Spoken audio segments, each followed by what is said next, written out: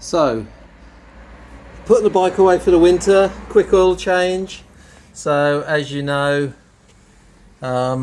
magnetic drain plug here, filter here, obviously the right way around, so the seal is pointing into the engine, so it should look like that when you pull it out.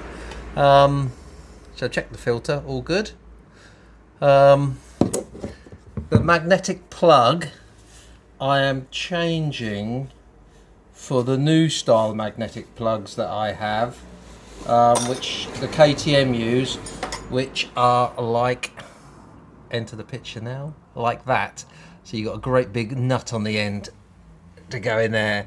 So yeah, draining the oil. I don't know if anybody else does this, but if the bike is new to you, if you disconnect this clip here with something like these, or pliers, it comes apart, springs apart. 27mm spanner on here. It's good to do it when it's all warm, because obviously everything comes out nice. And then there's another filter inside the tank here, which I think a lot of people forget. So this bike I've had for 3 years and I've never taken this out, but I thought it would be a good shout to take it out, just to inspect, to make sure there's nothing nasty in the tank, because if there was something nasty in the tank, obviously it's going to starve.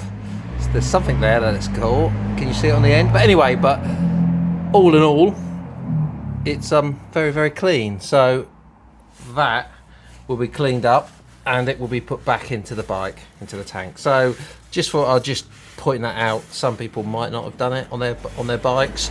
I'm not saying it should be done every time, but at least once in your lifetime of ownership, if it's new to you, it would be very good preventative maintenance just to get that out, to have a look, see. Don't need any parts, just a 27mm ring or a socket. It's quite a shallow, so be very careful. Best to make it all nice and warm. It's a cold day today. And then obviously I always pre-fill my oil filter, put it back, and then 3.9 litres oil and filter change in the tank. Run it.